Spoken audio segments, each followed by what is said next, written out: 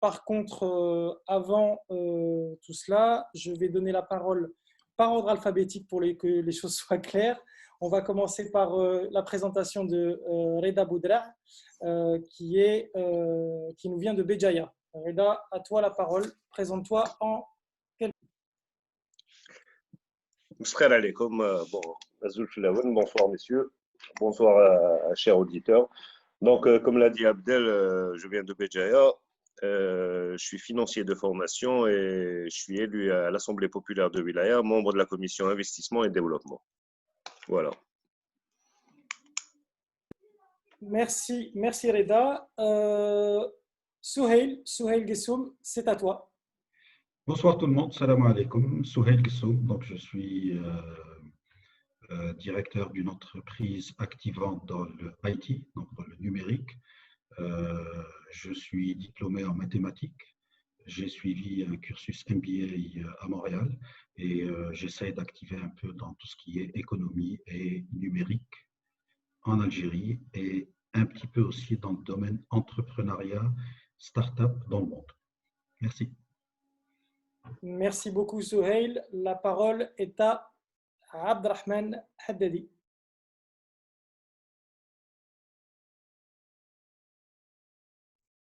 Abdrahman, ton micro est coupé. Pardon, voilà. J'ai suivi la consigne de Selim, donc je ne me suis pas rendu compte. Bonsoir tout le monde, je suis Haddadi Abdrahman, donc je suis financier de formation. J'ai pratiquement 40 ans dans le domaine de l'industrie. J'ai gravi tous les échelons en entreprise, de financier jusqu'à PDG d'entreprise, président du conseil d'administration. Et il y a une dizaine d'années, j'ai créé ma propre société unique en Algérie dans son domaine qui se substitue totalement aux importations en Algérie. Donc, qui fait pratiquement gagner en Algérie près de 10 millions de dollars par an. Donc, voilà, c'est une légère présentation. Merci. Merci Abdrahman. Slim, à toi la parole. Oui, merci. Merci de me donner la parole. J'ai mesuré évidemment toute l'émotion de Hasdin et ton émotion, Abdel, à présenter, à introduire évidemment cet événement. Je suis moi chef d'entreprise engagé. Engagé, ça veut dire que je porte tout le projet d'amélioration du climat des affaires avec tous mes amis et membres du cercle d'action et de réflexion autour de l'entreprise CARE, ainsi qu'avec tous les membres de l'association des producteurs algériens de boissons, ainsi qu'avec Injaz Al Jazair, cette association qui porte le projet de promotion de l'entrepreneuriat en Algérie. Donc, chef d'entreprise, c'est accessoire parce que je suis tous les jours, tous les matins, je suis start-upper. Donc, j'ai toujours d'autres idées. Je peux les développer, oui, non. Voilà. Merci. Merci. Super, merci beaucoup, Slim. Alors, je reprends la main. Moi, c'est pas moi qui vais parler ce soir. Moi, je suis là uniquement pour. Je vais avoir le mauvais rôle. Hein. Ce soir, je vais vous poser des questions qu'on a choisies. Elles sont de l'ordre de 4 questions, en fait, très simples, qui tournent autour de l'économie. Comme vous le savez, et comme l'a dit Asdin au départ, on va dire que c'est un round de vulgarisation, puisqu'en fait, ce qu'on veut avec ce petit zoom de ce soir d'1h30, on veut vulgariser le terme économie et faire comprendre à nos compatriotes quelle est l'importance de l'économie, quel est le poids de l'économie dans un pays et bien entendu, quels sont les effets d'une économie. Donc sur l'investissement, sur le travail et tout ce qui touche en fait au développement d'un pays. Ça, c'est en préambule. Donc, dans un premier temps, je vais me permettre de donner 3 définitions. La définition du terme économie, la définition du terme investissement et la définition du terme industrialisation, puisqu'en fait, ces 3 thèmes sont imbriqués, bien entendu, avec un autre panel de termes pour venir enrichir l'économie d'un pays. Donc, on dit vulgairement, l'économie, je ne vais pas vous faire un cours d'histoire, mais l'économie date des Grecs, avec celui qui tient en fait le haut du pavé de l'économie, qui était Aristote. L'économie est un ensemble d'activités qui sont relatives à la production, à la distribution et à la consommation des richesses dans un pays. Ce qui nous entraîne, bien entendu, quand on parle de production, de distribution et de consommation, ça nous entraîne inévitablement sur le second terme, qui est celui de l'investissement, que l'on qualifie comme étant des dépenses, d'accord, des dépenses immédiates faites dans une entreprise. Et là, vous êtes tous là et vous êtes tous acteurs de ces entreprises, faites dans les entreprises dans le seul but d'obtenir un effet positif à long terme. Donc cet effet positif, généralement, c'est pour pouvoir générer ce qu'on appelle du profit, qui va pouvoir être réinjecté en termes d'investissement. Et on sait que les investissements sont de différents ordres, mais ça, vous êtes, messieurs, aussi là ce soir peut-être pour répondre et pour nous donner des éclairages sur ces différents investissements. Et en troisième lieu, on vient associer à ce terme de développement économique l'industrialisation, qui peut être faite dans plusieurs domaines et qui en fait est un processus de fabrication de produits dits manufacturés qui doit normalement amener vers un impact sur l'économie. Et cet impact, on dit que l'argent des profits est réinvesti, comme je vous l'ai dit, pour développer d'autres moyens de production. Et ces moyens de production, ils entraînent généralement d'autres technologies. Et Slim, tout à l'heure, nous parlait justement de l'effet technologique sur lequel, par exemple, aujourd'hui, le Maghreb est en retard. Tout cela, dans quel but? Un but très simple, c'est d'augmenter et d'avoir un renforcement de notre économie. Pour ce soir, on va parler essentiellement de l'économie algérienne. Donc, je vais rentrer dans le vif du sujet. Et pour cela, je vais vous donner juste quelques petits, pas des consignes, mais pour que les débats soient vraiment faits de manière simple et qu'on ne se marche pas sur les pieds et qu'on ne se coupe pas la parole. Donc, je vais vous demander de répondre chacun votre tour à une question.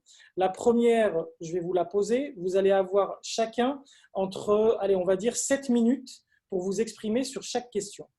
Alors, la première des questions, et on va repartir en fait dans l'ordre alphabétique, comme ça il n'y aura pas de souci. La première question, elle est très simple.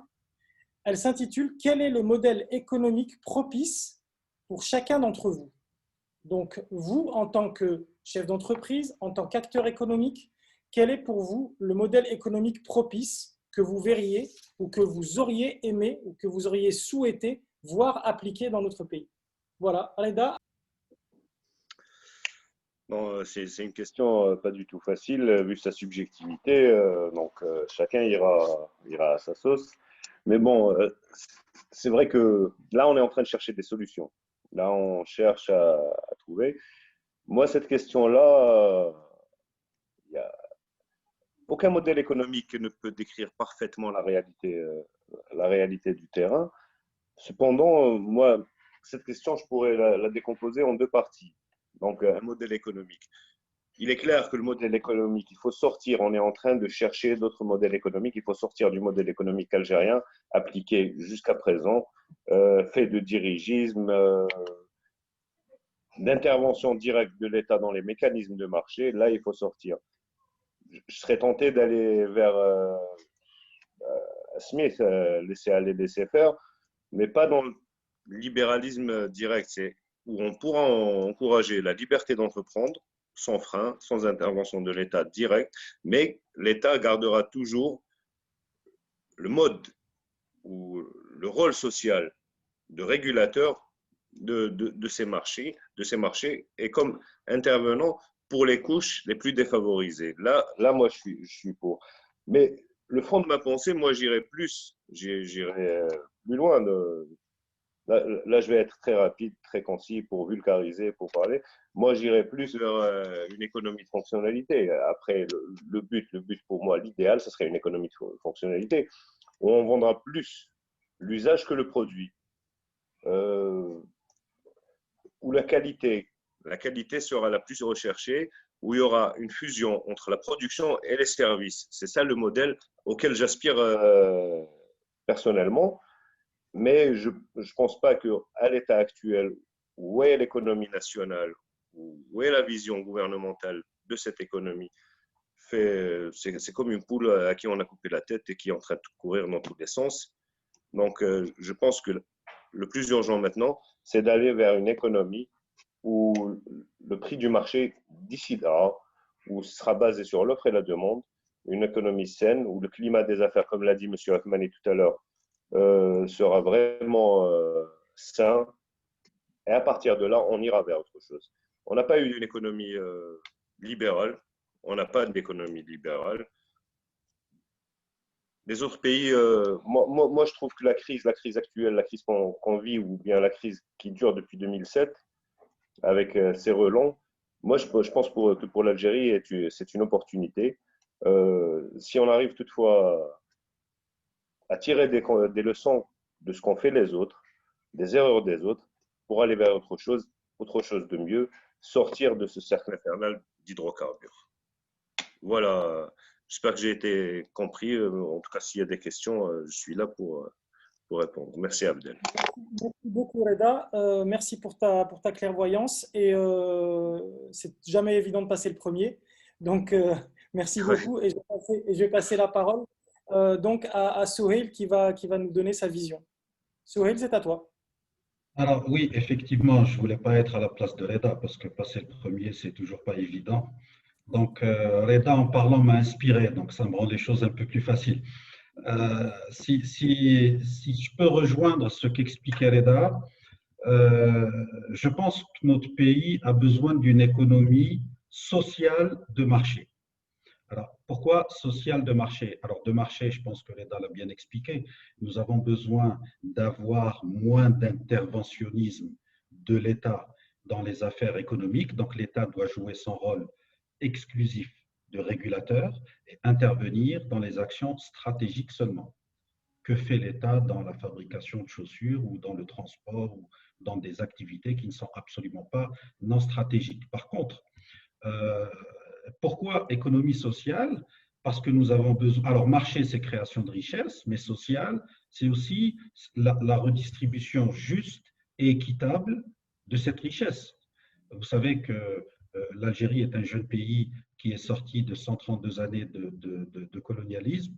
Donc, après l'indépendance, c'était une économie socialiste à outrance, où la richesse, parfois non créée, était distribuée.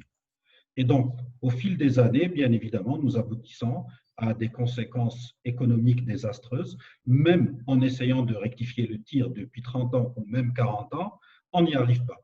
Alors, aujourd'hui, on a besoin de quoi? On a besoin de sortir de cette économie de rente trop dirigée et cette distribution de richesses tout azimut, tout simplement parce que ce modèle économique a encouragé la non-performance, le non-travail, je dirais même la non-exécution ou tout simplement la non-création de richesses. Donc, ça me rappelle ce que disait un comique il y a quelques années en France, on est dans un modèle où tu bosses pas, tu gagnes quand même. C'est vraiment dans cette situation où nous sommes aujourd'hui. Alors, aujourd'hui, qu'est-ce qu'il nous faut?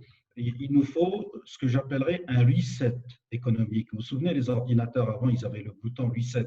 Aujourd'hui, nous avons vraiment besoin d'un reset économique pour redémarrer notre économie sur des bases plus simples. Plus saines, pardon, pas plus simples. Donc, il faut engager un processus de renouveau économique. Nous avons besoin d'inscrire notre économie dans une perspective de diversification, de création de richesses, de création d'emplois, de développement durable, en remplacement de cette économie obsolète basée sur la rente, basée sur le pétrole, basée sur la dépense budgétaire non transparente, absolument non transparente et surtout non efficiente. Donc, ce modèle aujourd'hui, il devient une urgence.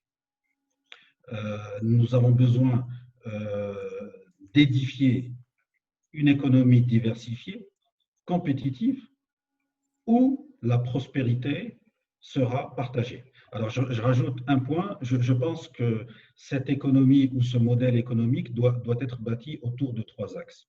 Tout d'abord, définir une vision claire, à l'image de ce qu'ont fait beaucoup de pays. Où est notre vision? Que voulons-nous faire de notre pays sur une optique de 5 ans, 10 ans, 20 ans, 50 ans? Où est-ce que nous voulons aller? Regardez ce qu'a fait la Malaisie avec sa vision de Malaisie 2020. C'était en 1991 et ils ont transformé un pays qui était dans un sous-développement criard en un pays totalement développé. Donc nous avons besoin en Algérie d'une vision pour pouvoir fonctionner et agir dans un cadre bien défini par cette vision. Nous avons besoin aussi d'une transparence dans les décisions. Alors, dans les décisions, dans les allocations de ressources, dans les allocations de budget, nous n'avons pas cette transparence. Et pour cela, nous allons avoir besoin d'une numérisation totale de notre système socio-économique. Et troisième axe, je dirais que nous avons besoin d'une efficience dans la gestion budgétaire. Donc, une définition claire des aides, des subventions, des allocations. Aujourd'hui, les subventions nous coûtent 18 ou 19 milliards de dollars. Est-ce qu'elles sont efficientes? Absolument pas. Il va falloir revoir ce système.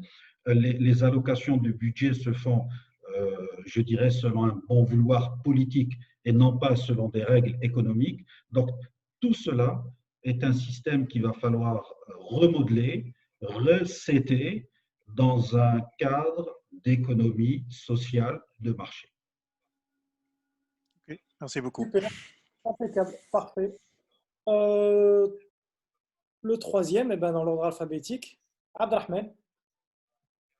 À toi la parole. Enlève ton micro, Abdelrahman, mets-le en marche. Merci. Merci. Donc, voilà, je pense que certaines idées ont été dites. Nous sommes tous alignés sur la juste répartition en réalité des richesses, parce que ce qui est visé par tout modèle économique, c'est le progrès social, c'est l'amélioration de la qualité de vie de tous les citoyens. Donc, chercher un modèle économique, c'est définir quelles sont les méthodes à mettre en place ou les moyens à mettre en place pour que l'on puisse atteindre cet objectif qui est celui de l'amélioration de la qualité de vie des citoyens par une juste répartition des richesses. Donc, il y a deux modèles économiques qui se sont jusqu'à aujourd'hui, je dirais, qui sont trop choqués jusqu'à aujourd'hui. C'est le capitalisme ou le libéralisme à outrance et le socialisme. Nous avons choisi depuis pratiquement l'indépendance, nous sommes lancés sur la voie du socialisme. Et donc, nous avons mis en place, je dirais, tout un système qui a modelé non seulement le citoyen algérien, mais l'administration algérienne et même, je dirais, la pensée politique en Algérie. Donc aujourd'hui, avec le libéralisme dans les années 90, même s'il y a des actes de libéralisation, les mentalités n'ont pas suivi. Et donc tout le modèle économique dans son ensemble doit être réfléchi aujourd'hui dans notre pays, à savoir qu'est-ce qu'on veut. À mon avis, nous devons avoir, je dirais, des priorités stratégiques pour tout ce qui est secteur stratégique de l'entreprise, où l'État, en tant que régulateur, doit avoir la mainmise ou le contrôle de ces secteurs stratégiques, mais tout en privatisant les moyens de contrôle, parce que mettre, par exemple, de grandes entreprises publiques et dont le fonctionnement ne fonctionne pas avec de la rationalité économique ou bien ne fonctionne pas avec un système de maîtrise des coûts pour éviter un petit peu ce qu'on a eu dans le système ancien, on aura un gaspillage immense des ressources qui finalement nous remettra toujours dans l'ancien système. Et pour ce qui est des secteurs qui ne sont pas stratégiques, ils doivent être totalement, à mon avis, laissés au capital privé et libérer les énergies pour qu'ils puissent investir dans ces secteurs qui ne sont pas stratégiques, mais qui nécessitent une grande compétitivité. Et là aussi, on risque de tomber dans les travers du libéralisme à outrance, où il y aura des investissements qui, comme vous le savez, nous ne sommes pas producteurs des biens d'équipement dans notre pays. Donc, quand on fait de l'investissement, automatiquement, on a recours au savoir-faire étranger. Et le fait de laisser libre cours à ces secteurs qui sont dits non stratégiques, investir d'une manière intempestive et d'une manière non contrôlée, il y aura une surcapacité en Algérie qui va entraîner des déperditions des ressources qui sont très rares, notamment la devise, et qui va immobiliser cet argent au lieu de développer d'autres secteurs. Si je prends uniquement le cas du secteur que nous connaissons bien, Boaïslim, d'ailleurs il en sait quelque chose, nous avons des surcapacités de production dans le domaine des boissons, des jus et des produits agroalimentaires, alors qu'il y a un nombre incalculable de secteurs qui ne sont pas développés dans les industries de base telles que la chimie, telles que par exemple les industries de transformation de produits agricoles, ainsi de suite. Donc, c'est toute cette partie qui doit être développée d'une manière ingénieuse afin que les ressources rares que nous avons en Algérie soient bien contrôlées, mais elles doivent être bien allouées. D'où, à mon avis, mon concept ou mon approche sur ce problème-là, la création d'une entité de planification qui doit faire en sorte que l'ensemble des ressources ne doivent pas être laissées à la libre utilisation des initiateurs de projets. À un moment donné, il faut savoir dire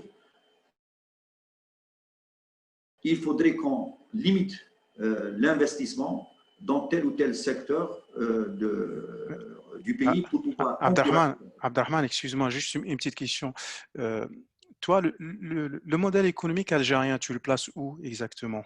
Si on regarde un peu le modèle économique politique, l'économie politique, vous avez le modèle capitaliste, vous avez le modèle socialiste, et vous avez un modèle entre les deux. Le modèle algérien, tu vas le situer où actuellement? Sincèrement, aujourd'hui, c'est un modèle beaucoup plus dirigiste plutôt que libéral. Et même là où il est libéral, il est tellement contrôlé par une réglementation, je dirais, qui empêche un petit peu le développement de ce secteur, du secteur économique. Donc, comme l'a dit M. Bessoum tout à l'heure, il faudrait qu'il y ait une vision très claire de ce qu'on veut faire. Donc, tout le modèle économique doit être pensé d'une manière, je dirais, scientifique, rationnelle, en fonction des objectifs que l'on veut atteindre. Quels sont ces objectifs? Est-ce que on veut justement une création de richesse de telle sorte que l'on puisse développer, augmenter le produit intérieur brut, ou bien on puisse uniquement faire de l'exportation de produits pétroliers? Il y a par exemple tellement de secteurs en Algérie que l'on pourrait développer à travers les grandes entreprises stratégiques, comme par exemple, si je prends par exemple les produits parapétroliers tels que le plastique. On n'a pas suffisamment investi, par exemple, dans le plastique, alors que c'est des dérivés du pétrole. Et aujourd'hui, vous avez plusieurs industries qui continuent à importer des produits dérivés du pétrole, alors qu'on peut les fabriquer en Algérie, par exemple, comme les résines qui sont destinées pour le plastique, les résines qui sont destinées pour le polyéthylène. Donc, je dirais, c'est-à-dire pour revenir un petit peu à un concept beaucoup plus global, c'est remettre un petit peu l'État dans sa fonction initiale qui est l'État régulateur, l'État, je dirais, allocateur qui rationalise l'allocation des ressources, plutôt que l'État qui est en train d'essayer de diriger et de devenir un acteur économique. Je pense que tout le monde sait que l'État est un mauvais gestionnaire. En matière d'économie, il est mauvais gestionnaire.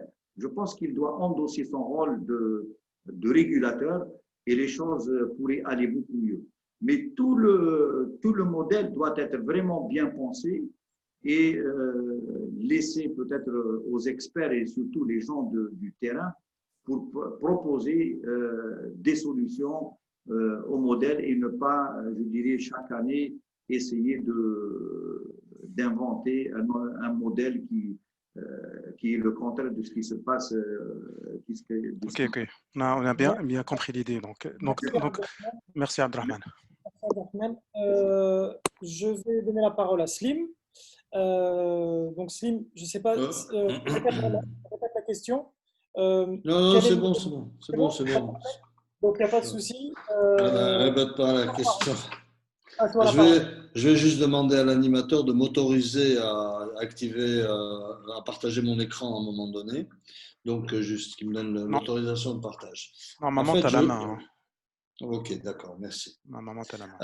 Ce que je voulais vous dire, c'est que, évidemment, que je suis d'accord avec absolument tout ce qui a été dit sur plusieurs points. Et ce que j'ai entendu, je vais reprendre un peu l'expression de Sohail, ce que j'ai entendu m'a inspiré, puisqu'il y a quelques jours, enfin, il y a quelques semaines, j'ai reçu une image que beaucoup d'entre vous ont dû recevoir avec un commentaire. Et quand j'entendais parler tout le monde, cette image est revenue. Et donc, j'ai décidé de la partager avec vous pour vous expliquer ce que je vois exactement. Est-ce que vous voyez mon écran? Ouais. Parfaitement. Très bien. Je vais juste la mettre en pleine page. Voilà. Donc, ce que je veux vous dire, c'est que cette image qu'elle exprime, évidemment, c'est l'armée anglaise qui en voyant pendant la Deuxième Guerre mondiale atterrir les avions, regardé et a mis des points rouges sur les points d'impact. Évidemment, quand l'ennemi, qui était l'armée allemande, tirait sur ces avions revenaient à la base. Donc, ils ont fait une carte, en quelque sorte, des points d'impact. Cette carte-là m'a rappelé le pilotage du gouvernement algérien. L'économie algérienne vole, l'économie algérienne est touchée, mais l'économie algérienne revient à la base. Et l'économie algérienne redécolle le lendemain matin. Donc, en vous montrant cette photo, ce que je voulais vous dire, c'est qu'on dit tous la même chose. Notre problème, c'est l'intelligence collective. On n'est pas en train de voir qu'en fait, ce qui ferait toucher et ce qui ferait s'effondrer l'économie algérienne, c'est toutes les parties blanches en fait de l'avion qui n'est pas touchée. Et toutes ces parties blanches-là nécessitent beaucoup d'intelligence pour les identifier. Et c'est sur celles-là que nous devons immédiatement travailler. Et c'est celles-là que nous devrions immédiatement identifier. Parce que vous voyez, les points rouges, c'est quoi ? C'est tout ce que nous répétons depuis des années. La gouvernance du gouvernement, le gouvernement dans son rôle régulateur, plus de gouvernance, plus de transparence, etc. Donc, il encaisse les coûts. Moins de subventions, une économie, moins d'obstacles bureaucratiques, etc. Tout ce qui a été dit tout à l'heure, sur lequel nous sommes tous d'accord. Mais est-ce que l'économie s'est effondrée au sens où on l'entend réellement? Les techniciens vont vous dire oui, elle s'est effondrée. Mais le gouvernement qui est aux manettes, il vous dit l'avion vole toujours. Vous êtes toujours là, vos entreprises tournent, de quoi vous vous plaignez? Le peuple reçoit ses subventions, de quoi se plaint-il? Les logements sociaux sont distribués à tour de bras, de quoi vous vous plaignez? L'électricité est subventionnée, l'eau est subventionnée, le lait est subventionné, l'huile est subventionnée, le sucre est subventionné, le lait est subventionné, l'école est subventionnée, la santé est subventionnée, les importations sont subventionnées. De quoi parlons-nous? Et ça, cet exercice, ce n'est pas des gens de mon niveau. Moi, je suis praticien du monde de l'entreprise, je ne suis pas économiste. Nous avons besoin d'une analyse sincère, d'une analyse claire, nette et précise de la situation de l'économie algérienne qui va nous permettre de déterminer exactement les fameux points qui vont mettre à plat brutalement l'économie algérienne, qui sont des zones de danger pour nous. Certains vont me dire, mais on les connaît, mais vous racontez n'importe quoi. C'est pas grave, je raconte n'importe quoi. Le plus important, ce que je souhaiterais, c'est mon rêve, quand c'est la question quel modèle économique, mais je ne peux pas vous répondre. Nous n'avons pas de données. Qui a des données aujourd'hui? peut-être un peu le gouvernement, son tableau de bord, il ne l'a pas réellement, parce que les institutions ne fonctionnent plus, les instruments qui sont en quelque sorte censés fournir la bonne information pour bien piloter, ils ne fournissent pas la bonne information. L'avion vole. Alors ils vont vous dire Qudra, on est béni. Hein, il y en a, il va vous dire c'est le Saint d'Alger. Il y en a un autre qui va vous dire c'est Notre-Dame d'Afrique. Il y en a un autre qui va vous dire c'est Abdelrahman, parce qu'on a c'est Abdelrahman avec nous, etc. Donc, quel modèle économique? La réponse, Abdelrahman Haddad, il vous l'a donné. On ne sait pas. Pourquoi on ne sait pas? Parce qu'on n'est pas capable d'avoir justement l'intelligentsia algérienne qui s'assoit et qui parle de modèle économique. Ce qui se passe, ce que nous voyons dans la société algérienne, c'est une multitude de partis politiques qui sont en train de proposer des projets de société dans lesquels la composante économique n'existe pas, parce qu'ils n'ont pas d'éducation à la chose économique. Parce que pour eux, l'avion aussi, ils volent toujours. Parce que pour eux, ils veulent juste être assis à la place du pilote. À partir du moment où l'avion continue à voler, ils se disent, moi, je vais peut-être le faire voler un peu plus haut, tout simplement. Et les points d'impact, moi, je m'en fous, les blancs, personne ne s'est intéressé aux parties blanches de l'avion. Donc, pourquoi moi, je vais m'y intéresser? De toutes les façons, ce n'est pas l'économie qui fait tourner et qui fait voler l'avion, c'est la rente qui fait voler l'avion. D'accord? Donc, soyons pragmatiques et soyons sérieux. Le véritable problème, c'est notre intelligence collective. Le véritable problème, c'est par exemple dans le monde de l'entreprise. Le monde de l'entreprise ne comprend pas ce que ça veut dire le mouvement associatif, patronal. Le monde de l'entreprise ne sait pas porter un message patronal à destination des pouvoirs publics pour afficher sa force. Pourquoi? Parce que nous avons une composante politique de notre société qui dit « Attention, tu m'embêtes, j'ouvre la porte de l'avion et je te jette de l'avion ». Donc, les chefs d'entreprise, ils sont assis dans leur coin. À partir du moment où ils ont leur réseau pour régler leurs affaires, ils sont très contents. Le reste, ils s'en foutent. Donc, c'est du chacun pour soi. Abdelrahman peut vous en parler et Souheil aussi peut vous en parler. La réalité, c'est notre problème. D'abord, on ne se fait pas confiance entre nous, chefs d'entreprise. Un modèle économique basé sur quoi? Sur des chefs d'entreprise qui sont chacun dans son coin, qui ne parlent pas, il n'y a pas de cohésion, il n'y a pas de cohérence. Quand on parle de vision, une vision, ça doit être évidemment quelque chose de partagé, échangé, construit par la société elle-même. Nous n'en avons pas. Pourquoi? Parce qu'on ne veut pas faire l'exercice, parce qu'on est paresseux. Beaucoup de chefs d'entreprise sont très paresseux par rapport aux questions qui concernent véritablement l'avenir de leurs entreprises. Ils n'arrivent pas à se projeter. Posez la question à un chef d'entreprise. Comment se projette-t-il dans les 5 ou 10 prochaines années? Il y en a sûrement qui pourront répondre. Mais je suis convaincu que 99% ne savent pas dire où ils seront. Et qu'est-ce qu'ils vont faire? Et c'est là, ils vont faire porter le tort au gouvernement et au pouvoir algérien. Et c'est là où il y a une erreur fondamentale. C'est eux qui sont responsables. Nous sommes tous responsables de cette cabine de pilotage, mais nous ne le savons pas. Merci. Merci Slim, merci pour ton éclairage et surtout pour ta franchise. Parce qu'au moins, on comprend mieux, on comprend beaucoup mieux, de par la première question, mais vous avez tous débordé sur les autres questions, mais ce n'est pas grave. J'avais aussi dans l'esprit cette image de la voiture que tout le monde veut conduire, sauf que la voiture aujourd'hui, pour moi, elle a les roues crevées et elle n'a plus de moteur. Donc voilà, il faut vraiment déjà retaper la voiture pour pouvoir la faire redémarrer. Et tu as raison, je te rejoins sur un point, et je pense qu'on est tous d'accord. On est tous, quelque part, responsables de la situation aujourd'hui de l'état du pays, parce qu'on est tous acteurs de ce pays-là. Et à partir du moment où on se réfugie tous derrière moi, ce que j'appelle une économie de rente, on est automatiquement, on va dire implicitement, on est responsable de cet assistanat économique. Sur la deuxième question, elle est la suivante. Quels sont les freins aujourd'hui pour un investissement et un entrepreneuriat algérien pour vous? Je repars du début. Reda, à toi la parole. Ouais. Donc, quels sont les freins? Ben, je pense qu'il ne faut pas sortir de Saint-Cyr où d'une haute école pour connaître la personne lambda, n'importe quel citoyen lambda, pour du moins donner une explication rapide. Mais bon, pour moi, les freins, on commence par la corruption, du népotisme, une politique fiscale inadéquate, aucune vision. On a parlé des intervenants, messieurs, on parlait déjà d'une vision claire. Il n'y a aucune vision. Ce n'est même pas une vision à court terme, mais il n'y a aucune vision. Je ne vais pas dire mais on va dire, comme M. Altman a bien conclu c'est dire, on ne sait pas, on n'a pas de vision, on ne sait pas où on va. On a un dirigisme, on a la rente qui est liée aux hydrocarbures qui freine l'essor de l'économie nationale.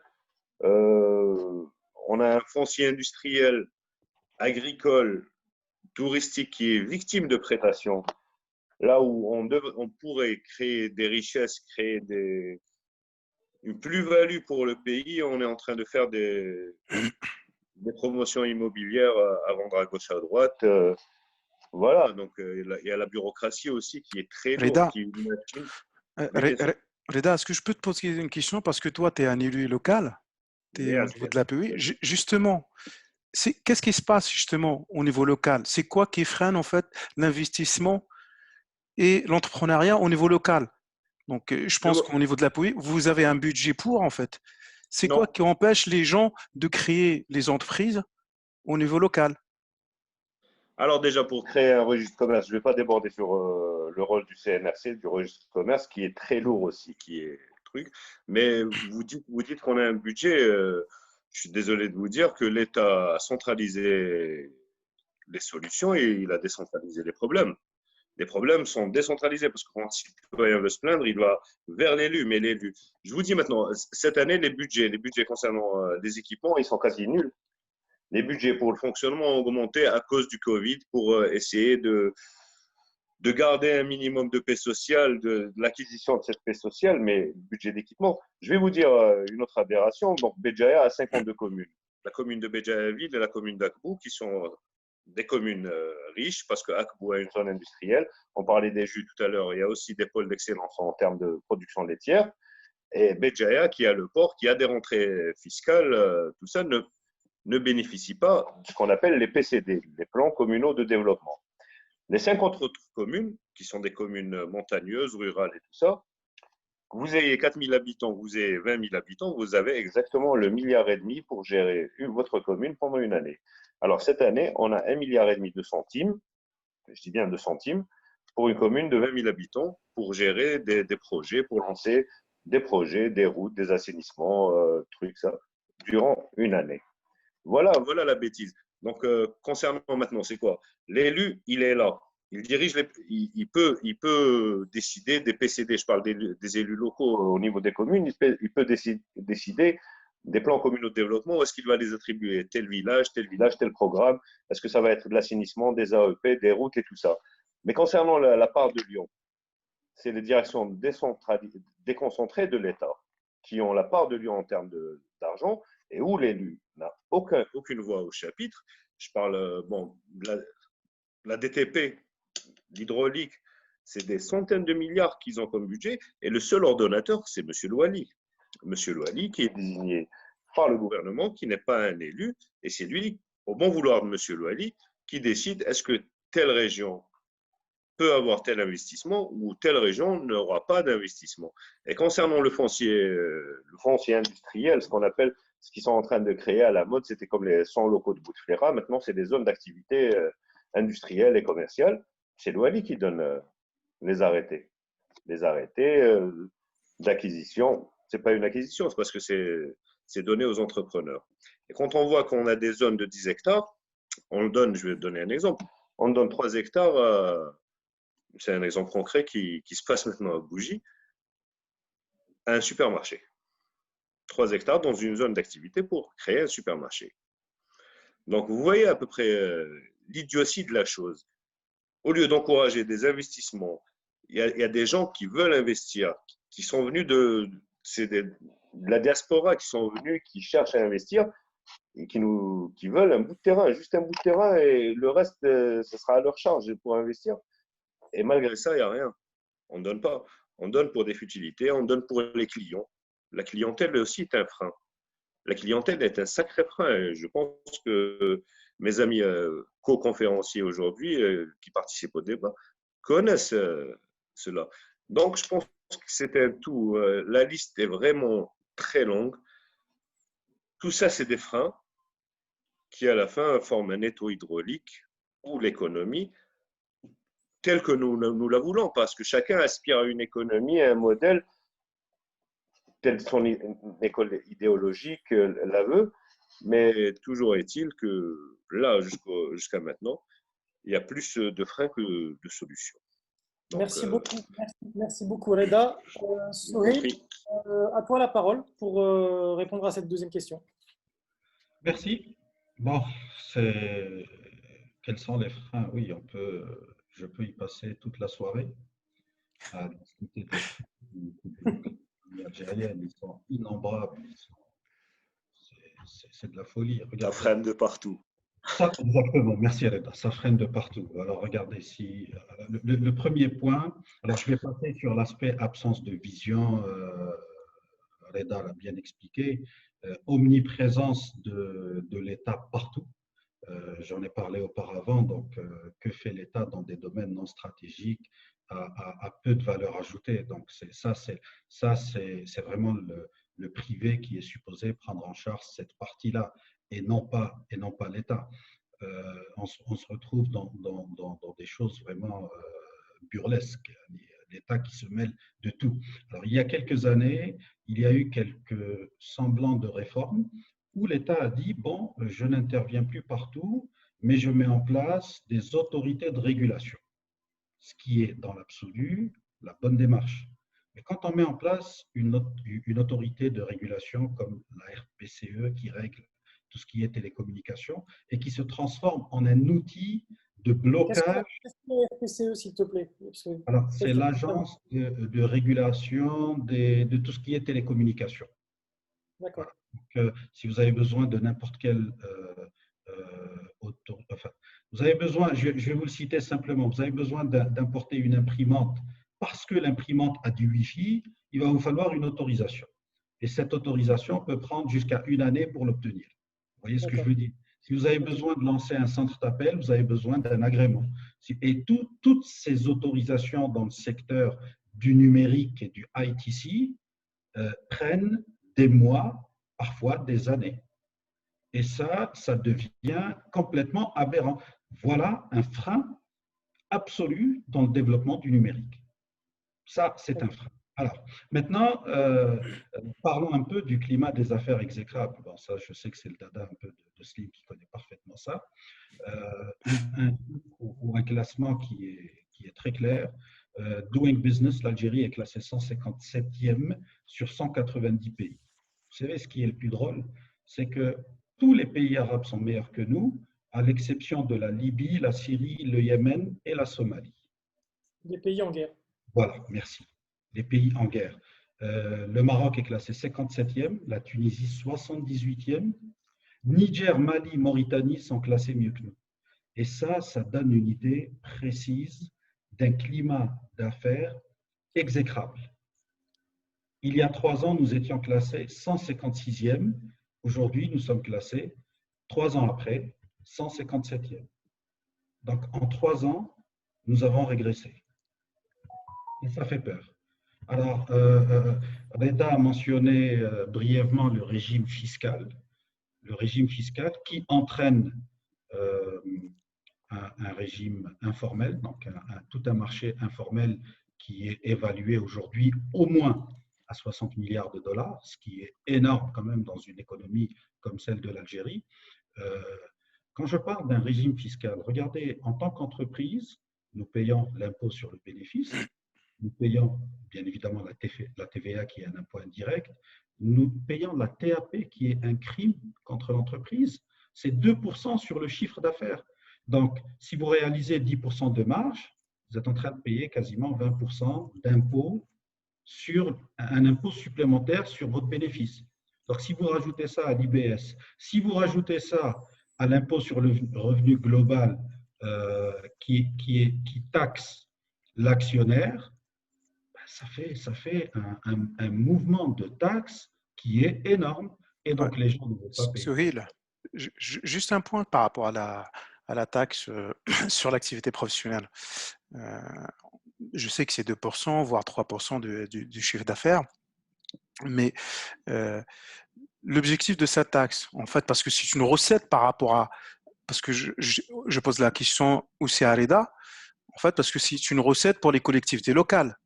Oui. Donc, je pense que le montant global de la taxe, il est versé aux collectivités locales qui permet justement de faire un développement local de l'autre côté. Donc, je peux comprendre que les chefs d'entreprise, ils sont contre en fait cette taxe-là, mais de l'autre côté, on a les collectivités locales qui ont besoin aussi de cette taxe-là parce que c'est une ressource et ça permet aussi de faire un développement local. Asdine, je ne suis pas contre allouer des budgets aux collectivités locales.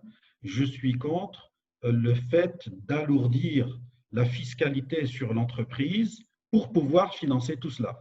Donc, nous sommes dans un volume de taxes qui est énorme et qui essouffle l'entreprise qui n'arrive plus à progresser et à réaliser une bonne croissance. C'est cela que je déplore. Donc, TAP 2% sur le chiffre d'affaires en plus, c'est rarement vu dans le monde. Voilà. Bon, je poursuis avec d'autres points. Donc, je parle de régime fiscal, je parle du marché informel. Le marché informel tue beaucoup d'entreprises industrielles ou commerciales. Il faut que les gens le sachent. Le marché informel est un frein au développement de l'économie, au développement de l'entreprise, au développement du commerce, au développement de l'industrie. C'est un frein réel.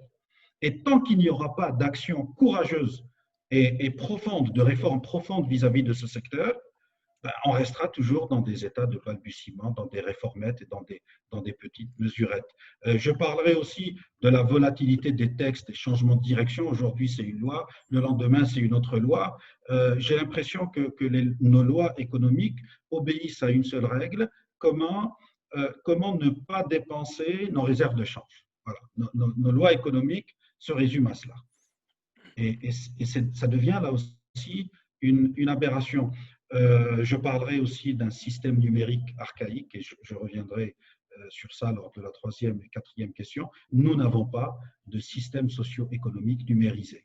Nous sommes toujours dans une bureaucratie qui cogne directement sur l'entreprise, sur le citoyen, et on n'arrive pas à s'en sortir, à se sortir de cette bureaucratie grâce à une numérisation. Alors qu'il y a quelques années, nous avions fait quelques pas intéressants. Aujourd'hui, nous restagnons malgré des discours politiques trop ambitieux, très ambitieux, mais hélas, sans aucune valeur. Et bien évidemment, comme nous n'avons pas de numérisation, nous n'avons aucune base d'économie du savoir. L'économie du savoir qui est supposée aujourd'hui être un moteur du développement d'une nation, mais nous, l'économie du savoir, elle est absente. Voilà, donc c'est quelques freins que je cite. Comme je l'ai dit, je peux y passer toute la nuit, pas la soirée, mais je m'arrête. Merci beaucoup, Sohail. La parole est à Abdrahman pour répondre à cette question. Abdrahman, à toi.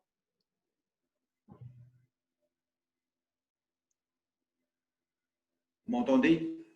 Parfaitement. Oui, on vous entend. Eh bien, voilà.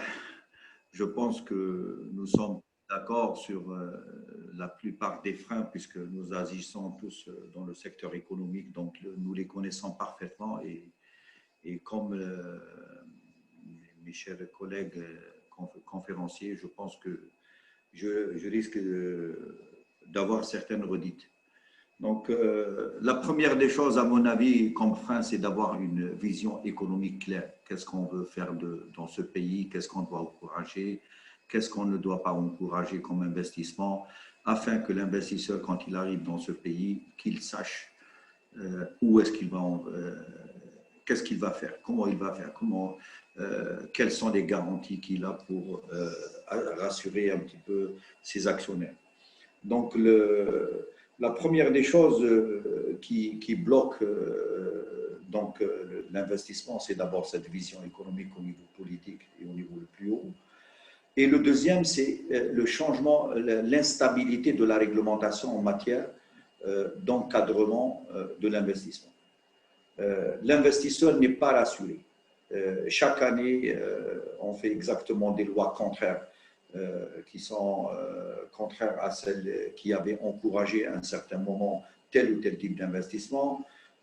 Au départ, on fait du 100%, après on passe du 51-49, après on met en place des lois concernant le non-remboursement, par exemple, des comptes courants. Donc, tout ce qui est normal ailleurs, la réglementation vient un petit peu le mettre en cause.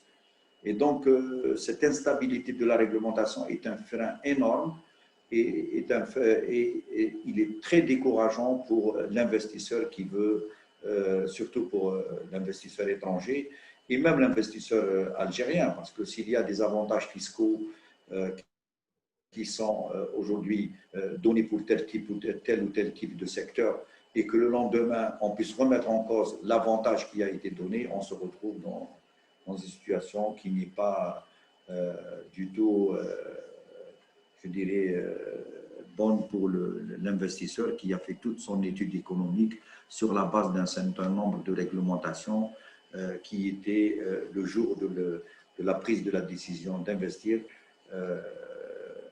qui avait un certain coût qui était pris en considération. Donc, il y a aussi un autre frein qui est énorme, d'ailleurs, on en parle, tous les investisseurs en parlent, c'est celui de l'accès au foncier. Donc, aujourd'hui, l'accès au foncier est un frein énorme parce que… Reda Boudra, on a parlé. Oui, on a parlé, donc en tant qu'élu, donc il en connaît quelque chose. L'investisseur ne sait pas comment acquérir son terrain. Et même dans le cas où il a un avis favorable après un grand parcours du combattant, imaginez que vous prenez une décision d'investir aujourd'hui selon des conditions économiques, selon des taux de change, selon une certaine fiscalité. Vous demandez le terrain, une année plus tard, vous avez toutes les conditions économiques qui ont tout à fait changé. Et donc, toute l'étude économique qui a été faite, tout le business plan, est remis en cause, peut-être même la décision de prendre ou de ne pas prendre, elle est remise en cause. Donc, ça aussi, donc, même lorsqu'on a un terrain, il faudrait attendre, je ne sais pas combien de mois pour que l'on puisse, si ce n'est pas plus d'une année. Moi, personnellement, ça fait 6 ans que j'ai demandé un terrain, même l'avis favorable qu'ils m'ont donné verbalement n'a pas été suivi d'une décision. Et aujourd'hui, je me retrouve pratiquement presque devant une décision de fermeture d'usine parce que je n'ai pas de terrain, parce que je suis dans une situation de location. Voilà. Et dans un secteur très stratégique, et dans le cas où j'arrête demain, je mettrai en péril le pays, surtout dans cette situation de Covid. Oui, parce que tu es en situation quasi de monopole, en fait. Oui, quasi de monopole, et puis un secteur stratégique qui est en location. Normalement, c'est même les autorités viendront vous voir pour te dire, voilà, malgré tous les écrits pour leur dire, nous sommes en location et on est menacé d'expulsion, il faut nous trouver une solution. Malgré cela, il n'y a aucun retour. Donc, un petit peu il y a aussi quelque chose d'autre, c'est tout ce qui intéresse les investisseurs, c'est l'accès aussi au crédit bancaire. La décision d'attribution des crédits, elle est prise sur plusieurs mois avec des taux qui ne sont pas, je dirais, encourageants, alors qu'on a envie d'encourager, sur le plan, je dirais, de la volonté politique, on a envie d'encourager l'investissement. Non seulement les taux sont importants, mais la décision d'octroi du crédit, elle prend je dirais, des délais beaucoup plus longs que prévu. Et là aussi, pour les gens qui ont mis en place des business plans pour pouvoir réaliser un investissement, vous le savez très bien, après une année, le business plan n'est plus conforme à la réalité qui existait le jour où la décision d'investir a été décidée. Il y a aussi le problème de la fiscalité. M. Bissoum en a parlé à juste titre.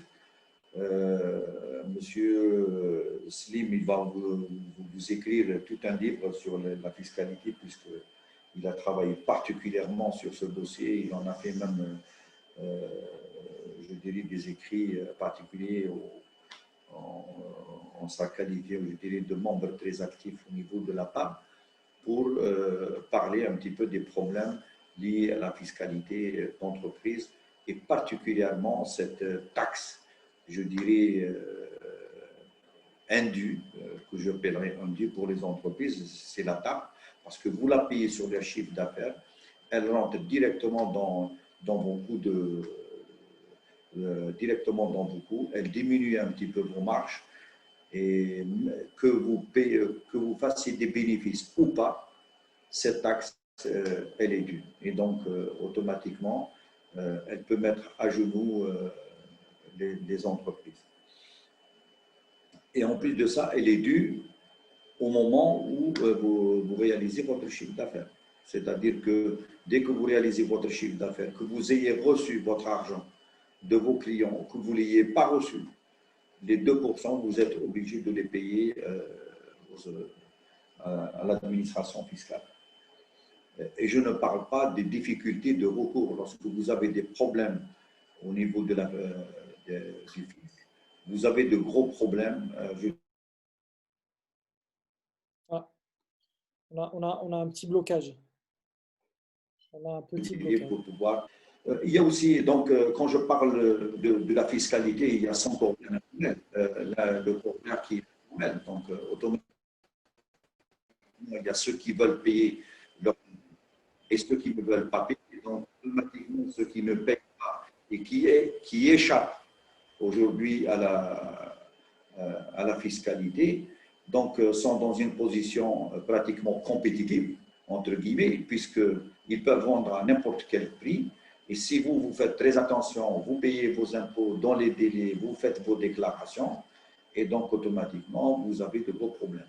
Et généralement, ceux qui sont contrôlés, c'est ceux qui ont pignon sur eux, c'est-à-dire qui sont connus, qui sont là, avec des usines, avec une administration, donc qu'on peut contrôler tout le temps et à n'importe quel moment. Donc ça aussi, c'est très important. L'informel est un frein aujourd'hui à l'investissement. Il crée une compétition déloyale. Vous en avez parlé également, M. Bessoum, c'est la lenteur de la bureaucratie au sens large du terme, notamment la lenteur de l'administration pour l'octroi des terrains, pour le recours au niveau le recours fiscal, dans le cas où vous avez un contentieux fiscal, pour le recours au niveau des douanes s'il y a un problème de douane, le problème je vous prends par exemple le cas des autorisations, par exemple, pour avoir les produits chimiques qui sont des intrants pour votre activité. Écoutez, ça peut prendre jusqu'à une année. Alors que chaque année, vous êtes en train d'utiliser les mêmes produits, et chaque année, on vous demande de refaire le même dossier, de donner les quantités, de redonner les noms des dirigeants, de redonner. Donc, inutilement, et ça ne sert à rien du tout, puisque c'est la même entreprise, c'est la même activité, c'est les mêmes produits. Mais malheureusement, malgré qu'au niveau de la PAB, avec M. Atmani, donc, on a fait tout un dossier de réclamation sur ces problèmes-là. À un moment donné, il a fallu utiliser l'autorité du Premier ministre pour qu'il puisse débloquer la situation. Donc, vous voyez, pour ce qui est un petit peu de la numérisation également, aujourd'hui, nous sommes classés parmi les derniers au monde, et donc ça ne permet pas, ça ne favorise pas le développement économique. Donc, quand on dit ne favorise pas le développement économique, donc automatiquement l'investissement dans ce pays-là. Donc, et ça bloque un petit peu les initiatives, ça ça ne libère pas les énergies et qui sont tellement nombreuses dans notre pays. Donc voilà un petit peu ce que j'avais à dire un petit peu sur ce qui a été. Merci beaucoup, Abdelrahman. Slim, on va. Ben, je me mets à la place de ceux qui nous écoutent, donc des intervenants, Abdelrahman, Slim, Souhaïd, Slim, monsieur. Est-ce que je peux juste intervenir juste 30 secondes, même pas 2 secondes? Il y a beaucoup d'internautes qui sont en train de poser des questions et il y en a beaucoup qui nous demandent de proposer des solutions. Alors, je tiens à les rassurer. Je Continuez à peux, nous. si Voilà, tu m'avais continuez à nous. laissé, si tu m'avais laissé parler, peut-être que j'aurais. Exactement. Je sais que ça Voilà. va arriver. Non, voilà. Je pense qu'il vaut mieux reprendre des questions vers la fin. Juste laissez-nous parler parce que les internautes qui nous regardent ou enfin qui écoutent cette émission, évidemment, ils doivent se demander, mais après tout ce qu'ils viennent de dire, mais qu'est-ce qu'ils font encore en Algérie? Pourquoi ils n'ont pas pris leur bagage? Pourquoi ils ne sont pas partis? Pourquoi ils n'ont pas traversé la Méditerranée? Pourquoi ils n'ont pas pris une fusée, quitté? Mais c'est quoi ce pays? Effectivement, mais comme je disais tout à l'heure, et par la représentation que j'avais envoyée de cet avion qui vole, en fait, tout le monde est en train de dire mais l'avion peut voler plus haut, l'avion peut voler plus vite. Et donc, chacun tire sur ce qu'il peut. Donc, on aborde le sujet de la fiscalité, le sujet du foncier, le sujet du financement, etc. Mais tout ça, on dit toujours c'est des problèmes, et les autres répondent oui, d'accord, c'est des problèmes, mais l'avion vole. Bon, qu'est-ce que vous voulez? Mais on peut voler plus haut. Mais prouvez-nous qu'il peut voler plus haut. Et c'est là qu'on revient à deux problèmes qui sont essentiels. C'est évidemment la communication des pouvoirs publics, enfin plutôt du gouvernement à l'attention de l'administration pour changer l'image perçue de l'administration, du moins l'image qu'a l'administration, du monde de l'entreprise et des chefs d'entreprise. Nous avons, les chefs d'entreprise, une image aux yeux du pouvoir algérien, aux yeux du gouvernement algérien, aux yeux de l'administration algérienne, une image des plus catastrophiques qui existent. Nous sommes désignés comme étant des voleurs, des corrompus, des corrupteurs. Nous sommes inutiles dans le pays. Nous ne sommes pas producteurs de richesse, nous sommes consommateurs de la richesse de l'Algérie. À la limite, si on pouvait nous interner dans des camps, mentalement, c'est ça l'image, ça rendrait service à l'Algérie. Malheureusement, c'est un travail de communication de la part du gouvernement qui est visiblement convaincu par son discours de la nécessité d'avoir une sphère entrepreneuriale qui soit dynamique, entreprenante, etc., qui est prête à faire des efforts en matière de débureaucratisation, mais qui omet le fondamental, l'essentiel, c'est de parler à cette administration qui est le réel pouvoir en Algérie, car elle bloque, car elle freine, car elle ne permet pas justement à l'économie de s'épanouir, parce que d'abord, elle vit de la rente, parce qu'elle est biberonnée à la rente, cette administration. Tous les avantages qu'ont les fonctionnaires dépassent l'imagination. N'oublions pas que vous avez plus de 2 millions et quelques de fonctionnaires en Algérie. Probablement que mes chiffres sont en dessous de la réalité si on intègre tous les gens qui travaillent dans les entreprises publiques. Donc, c'est fondamental. Le deuxième volet du questionnement, et quand on parle de solutions, c'est encore une fois le monde patronal. Le monde patronal doit impérativement parler d'une seule et unique voix. Le monde patronal doit arrêter de regarder le système et le pouvoir algérien comme étant une porte d'entrée pour ses propres affaires, et donc nous avons une atomisation incroyable du patronat. Alors pour illustrer, pas mon propos, mais je voudrais vous illustrer simplement ce qui se passe en Algérie. Voici un jeune qui m'a appelé il y a quelques semaines, voire même 2 mois, et qui a un projet sur lequel il a mis toutes ses économies qui sont symboliques. 1 million de dinars, 1 million de dinars algériens, c'est moins de 10 000 euros, ça doit être, je pense, c'est 7 000 et quelques euros, et qui a besoin de trouver 10 000 euros supplémentaires. Donc normalement, on nous annonce évidemment avec des grands shows, l'existence de fonds pour l'accompagnement et les startups et l'accompagnement de la jeunesse algérienne. Et bien, ce jeune-là, voici ce qu'il m'a écrit juste avant que je commence l'intervention. Je ne savais même pas que j'allais parler de ça. Je vais partager mon écran, vous allez voir ce qu'il a écrit tout à l'heure en m'envoyant un WhatsApp. Et pour ceux qui lisent en arabe, regardez ce qu'il a écrit.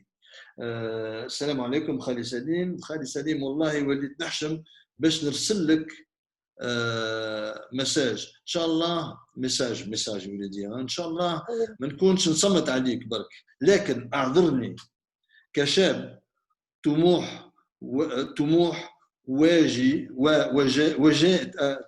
طموحي وجاي لدينا الوقت لنسعى فيه ونتعب والله إني في اليوم نموت ونحيا 1000 مرة كتكون عندك فكرة وحاب أنت تخرج هذه الفكرة للنور وتجسدها ماشي بالأمر السهل. Donc il exprime sa complexité. C'est un jeune qui a moins de 30 ans.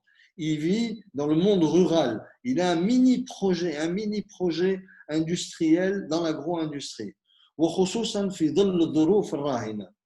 خالي سليم التخيل تكون عندك فكرة لمشروع عندك كامل الدراسات نتاعو وتفهم مليح السوق نتاع المشروع وتلقاش باش تبدأ فيه. هذا هو شعوري بالضبط. وبالك راك جربت وفتت على هذه وفت parce qu'il a écrit فتت وفت على هذه المرحلة. Donc imaginez le désespoir, je vous jure. J'ai été le voir à 200 km d'Alger parce que avant qu'il m'écrive ça, j'ai été voir 2 millions de dinars algériens, bon Dieu.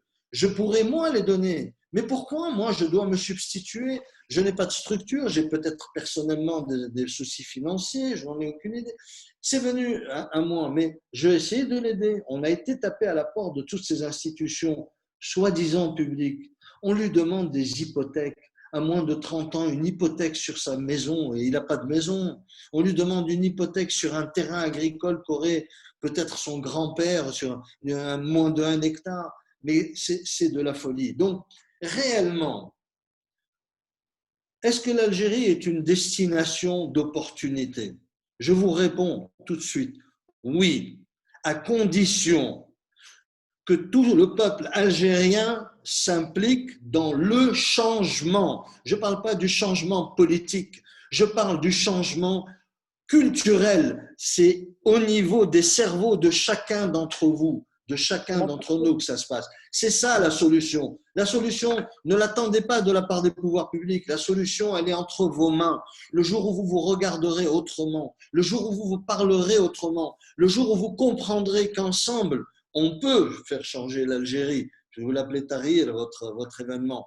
Ensemble, on peut faire changer l'Algérie. Mais seul, chacun dans son coin, en se disant de toutes les façons, je gagne mon fric, je vais trouver un cousin qui va me le changer à Paris ou à Barbès ou à Lyon ou à Marseille, et puis je vais me barrer un jour de ce pays.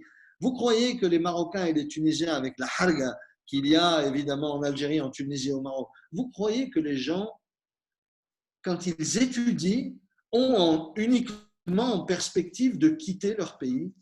Non, je vous le dis, non. Et nous devons avoir honte que cette mentalité s'est imprégnée dans le cerveau d'absolument tout le monde. Et quand on me demande des solutions, les solutions, ce n'est pas à moi de les apporter, c'est ensemble qu'on doit apporter les solutions. Je n'ai jamais vu quelqu'un me dire venons, organisons un brainstorming autour justement des solutions. Quand vous voyez l'initiative Nebni, quand vous voyez l'initiative évidemment de Caire, entre autres, qui sont un think tank, quand vous voyez l'initiative Inges de l'entrepreneuriat, aucun chef d'entreprise algérien n'est inscrit dans cette initiative. Il n'y a que les étrangers investissant en Algérie qui essayent d'apporter du soutien à l'entrepreneuriat de la jeunesse algérienne. Les Algériens, on ne s'aime pas entre nous, on n'est pas prêt à s'entraider. N'oubliez pas cela, n'oubliez pas cela, n'oubliez pas cela. Je l'ai fait à la Bouteflika, je vous le répète 3 fois, même si je n'ai aucune vraiment appréciation forcément du personnage. Mais bon Dieu, vous ne comprenez pas que c'est une révolution culturelle qu'il faut. C'est les cerveaux qui sont touchés. L'économie, comment vous voulez qu'elle change? Quand l'intelligentsia algérienne ne veut pas réfléchir, quand l'élite algérienne ne veut pas faire l'effort de réfléchir, algérienne basée en Algérie, quand l'élite algérienne basée à l'extérieur dit apportez des solutions, mais venez réfléchir avec nous, bon Dieu. quand il y a eu la loi qui vous a exclu complètement du champ, j'ai été en France, j'ai parlé devant la diaspora algérienne pour leur dire battez-vous pour que cette loi change. Il n'y en a aucun qui a ouvert sa bouche. Pourquoi? Parce qu'ils ont peur. Le jour où ils iront au consulat, on ne te fait pas ton visa, on ne te change pas ton passeport. Mais ça a changé tout ça. C'est à vous de dire stop, basta. Voilà ce qu'on veut. On veut changer, on va s'asseoir ensemble, on travaille ensemble et on va produire quelque chose ensemble. Quand vous dites Tahrir, c'est pas moi. Si je m'énerve autant, je m'énerve pas. Je suis passionné parce que j'ai fait la route il y a 48 heures, 72 heures plus exactement, entre Alger et Tunis. J'ai vu, je me suis arrêté entre Alger et Tunis. Je me suis arrêté dans les endroits où le désespoir socio-économique est là. On le voit de nos propres yeux.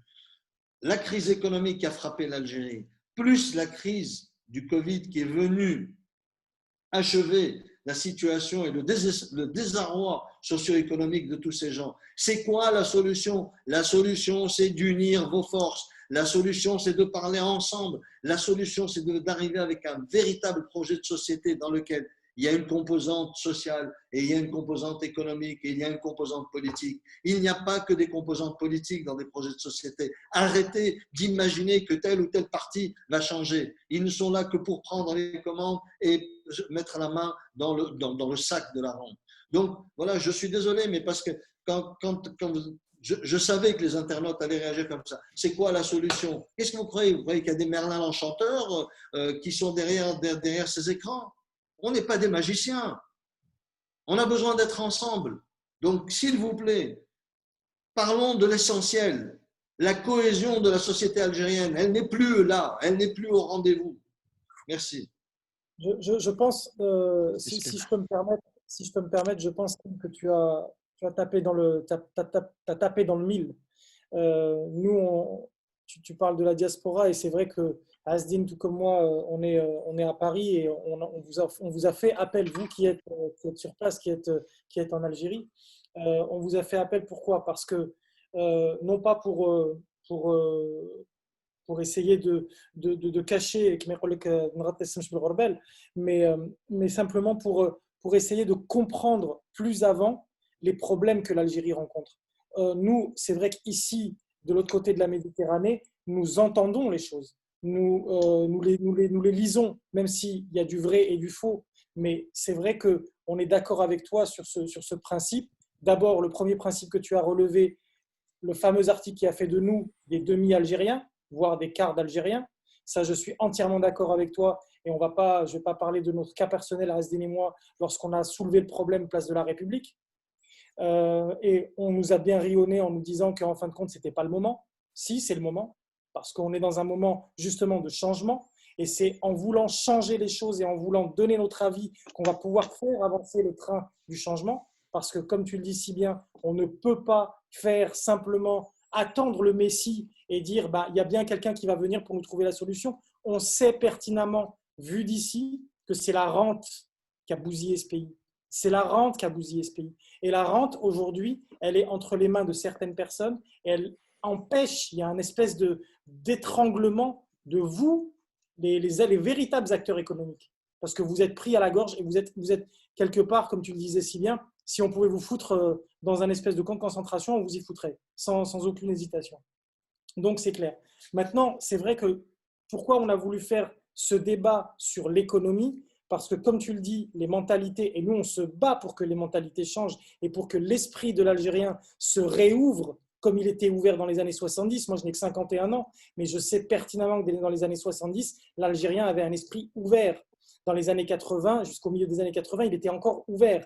Et puis ensuite, il y a eu une espèce de clapet qui est venu obscurcir cet idéal algérien. Et aujourd'hui, on est en train de payer les pots cassés et on est en train d'essayer, nous, par ce biais-là, par le biais de ce Zoom, d'essayer pas de recoller les morceaux, mais d'essayer de faire comprendre par… Alors toi, tu y es allé directement et je t'en remercie, mais essayer de faire comprendre aux gens que c'est dans les mentalités, si on arrive à réouvrir les mentalités, si on arrive à refaire avancer les mentalités algériennes, peut-être qu'on pourra, je dis bien peut-être, qu'on pourra faire avancer ce pays. Mais c'est tous main dans la main. C'est pas simplement attendre le Messie et se dire « Ah bah attends, il y a un économiste qui va arriver, qui s'appelle Slim, qui a des super idées, et c'est lui le Superman qui va nous sauver. » Non, ça ne se passe pas comme ça.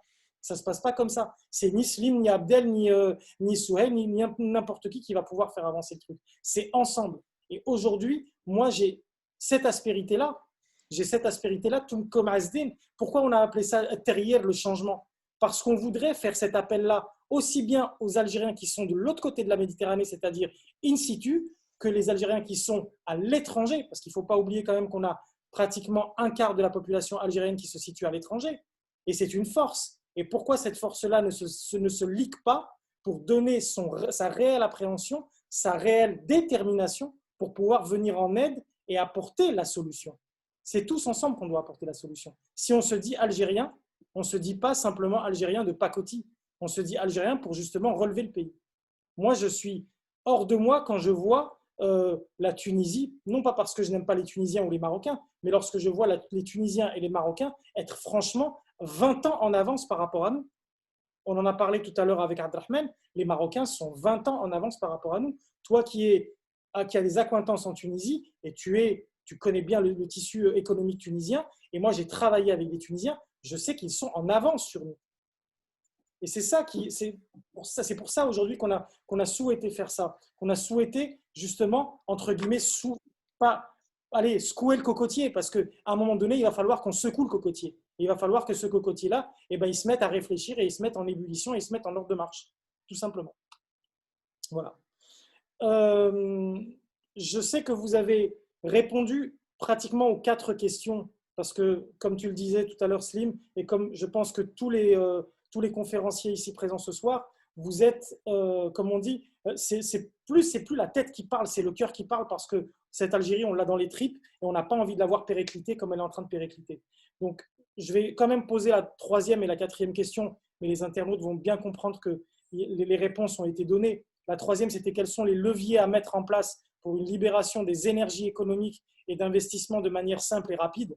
Bon, ben voilà, vous l'avez donné. Tout est dans la fiscalité, l'administration, le népotisme, tous ces trucs-là, tous ces freins qu'il faut aujourd'hui balayer, qu'il faut qu'on arrive à donner une nouvelle tendance et un nouvel élan à ce pays. Ça, c'est clair, mais ce n'est pas simplement par des mots, c'est par des actes.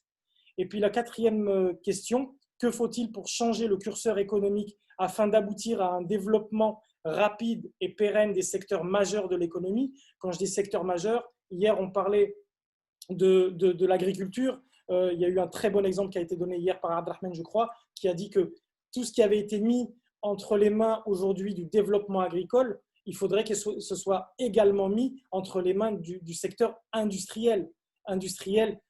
Pourquoi pas de pointe? Je vais même aller jusque-là, parce que la main-d'œuvre algérienne, elle est existante, mais on sent qu'il y a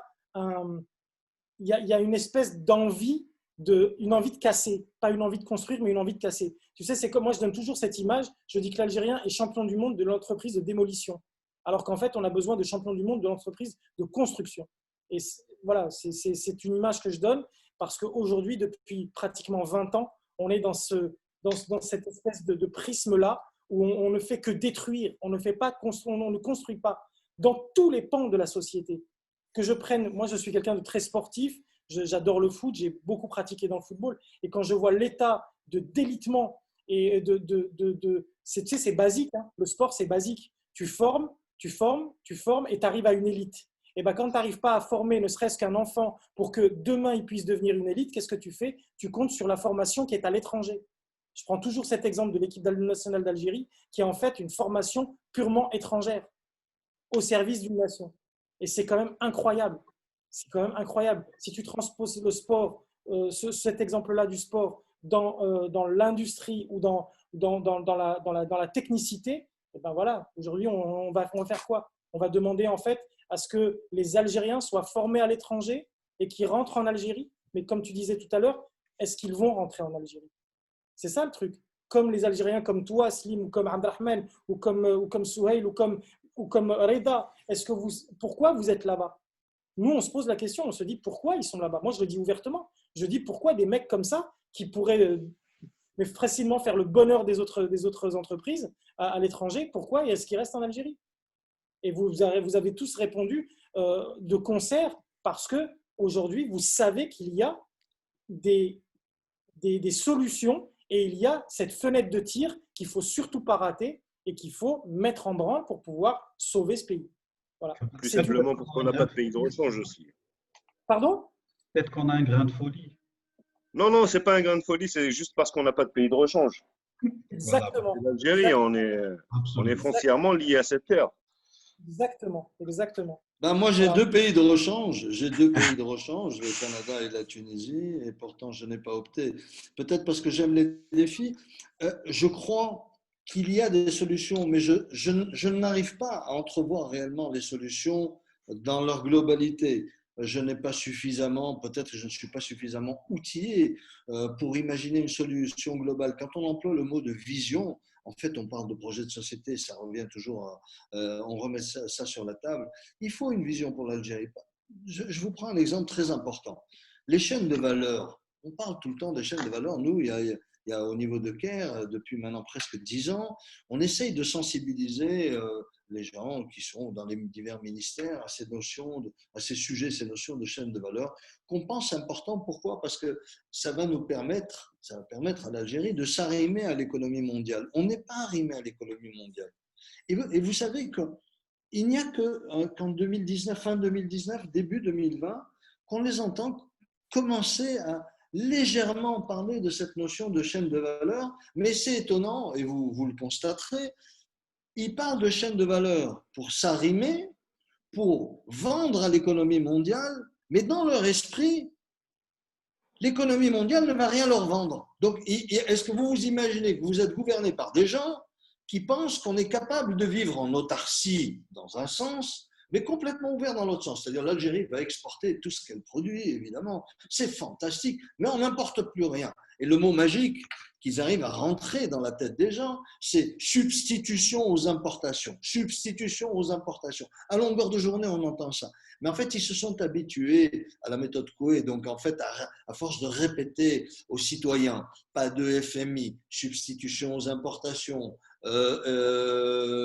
pas d'endettement, etc. Des mots comme ça, c'est devenu des slogans. Mais en fait, ces slogans-là, cet ensemble, quand vous les réunissez, c'est pour ça qu'un exercice de brainstorming est très intéressant.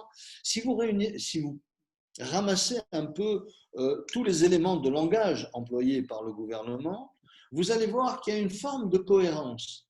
La cohérence, c'est de maintenir une forme de statu quo et une mainmise et un contrôle complet sur la population, sachant que nous, les chefs d'entreprise, nous sommes un sous-ensemble de la population qui doit être maîtrisé de façon beaucoup plus sévère. Pourquoi? Parce que nous avons la main sur quelque chose qui est important pour le pouvoir, c'est l'argent.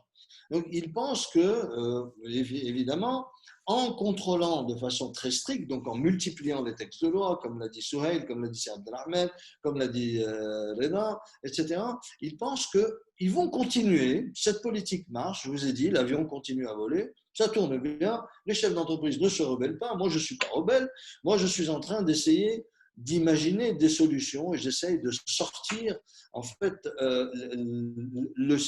l'économie algérienne de cette torpeur dans laquelle on veut absolument nous maintenir. Je vous jure qu'on est assis sur un trésor. Ça ne dépend que de nous. Ce n'est pas une question de Itnaha ou Ga ou de je ne sais trop quoi, c'est pas ça. C'est pas ça, parce que même ceux qui vont arriver vont vouloir appliquer exactement les mêmes méthodes. Nous avons besoin, je le répète, et je suis désolé d'insister là-dessus, nous avons besoin d'une véritable révolution culturelle, une révolution des mentalités, et on a besoin de se respecter. Voilà. Merci.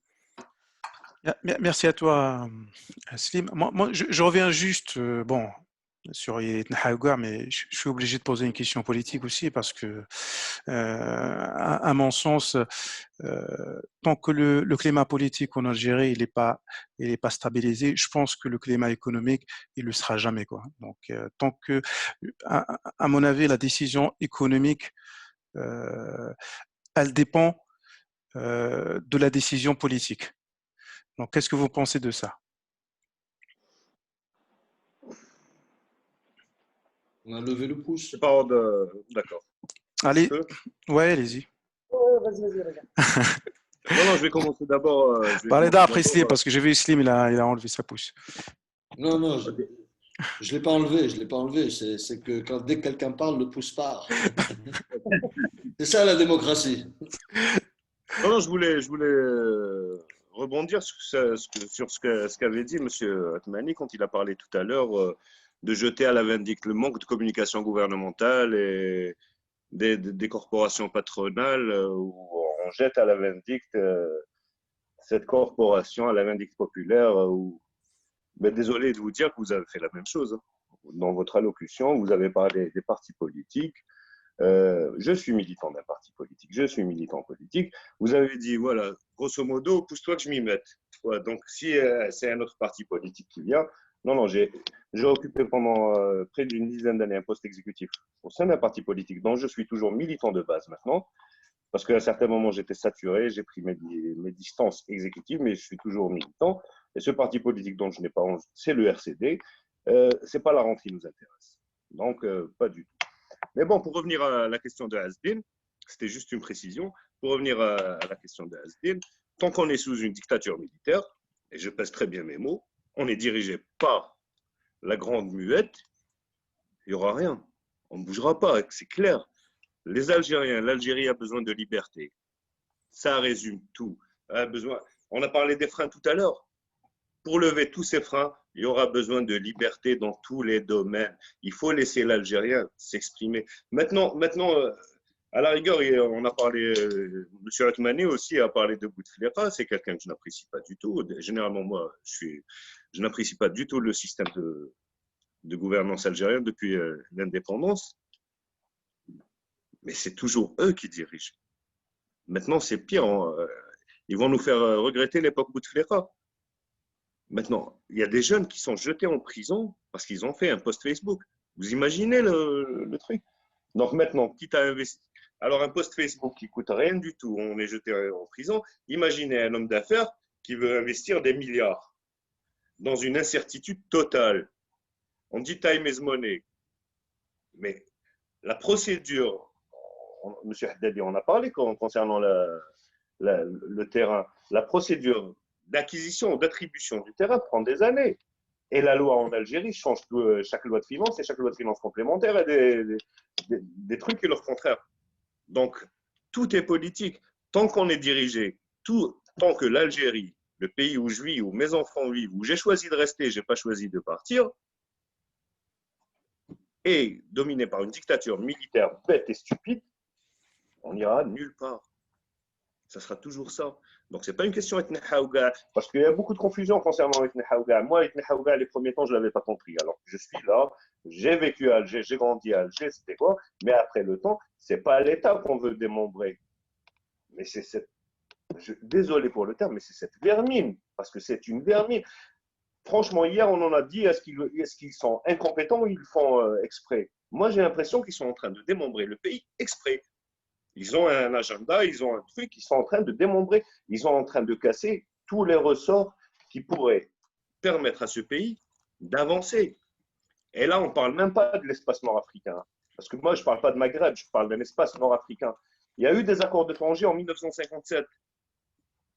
Vous imaginez, plus de 60 ans après, Mazel, ces accords de Tanger ne sont pas applicables. Donc, de là à parler de l'espace nord-africain, je vais dire qu'en Algérie, tant que la liberté n'y est pas, et sur tous les plans, on n'est pas sorti de l'auberge. Merci à vous. Merci à toi.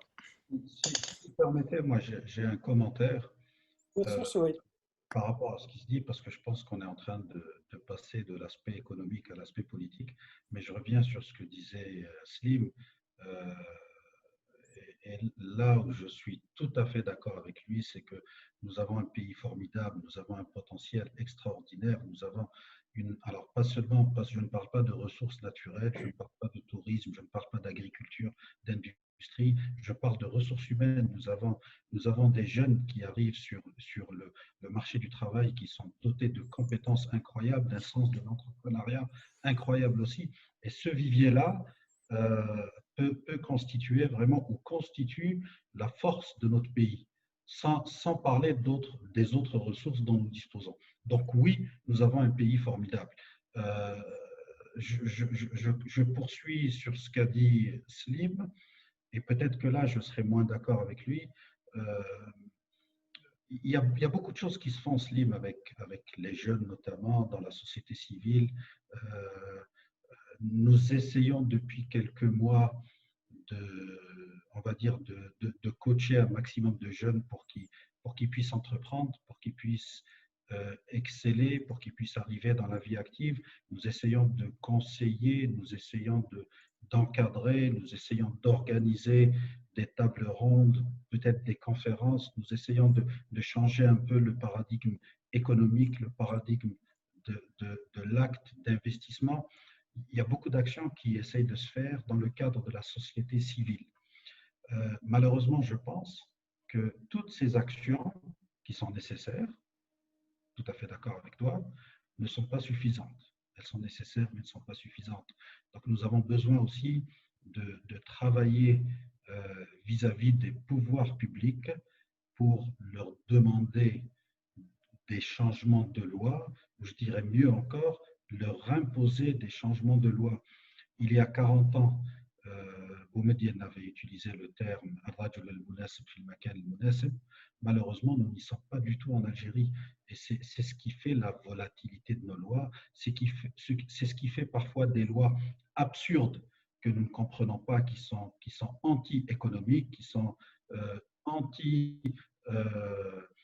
anti-développement de l'Algérie, progression de l'Algérie.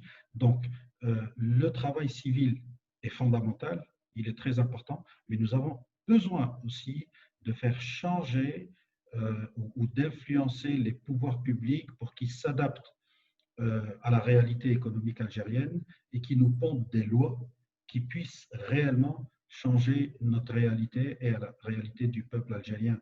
Tu as expliqué au début que l'Algérien a tout est subventionné, tout est pas cher, et pourtant, le mal-être est ressenti en Algérie. Tout simplement parce que oui, même si tout est subventionné, le modèle économique est faux. Tout est subventionné, oui, mais les revenus sont très bas. La mal-vie est existante en Algérie, elle est fortement existante. Nous avons besoin d'influencer nos lois économiques pour que ce potentiel que nous ressentons chez nos jeunes, que nous ressentons chez nos concitoyens, puisse réellement apparaître. Et quand je dis nos jeunes, nos concitoyens, je n'exclurai jamais la diaspora qui fait partie intégrante de nos concitoyens et de notre Algérie. Voilà, je pense que c'était juste un avis. Merci. Je vais juste vous demander à chacun de prendre, parce qu'il est quand même 21h40, on a déjà 10 minutes, on a dépassé 10 minutes. Je vais juste vous demander de prendre 3 minutes chacun pour conclure sur l'aspect économique et sur le sujet de ce soir, sur ce que vous avez pensé du sujet, ce que vous pensez pour le futur proche de l'Algérie, vu de votre fenêtre. On commence. Abdelrahman, allez, tu es à l'écran. Oui, merci.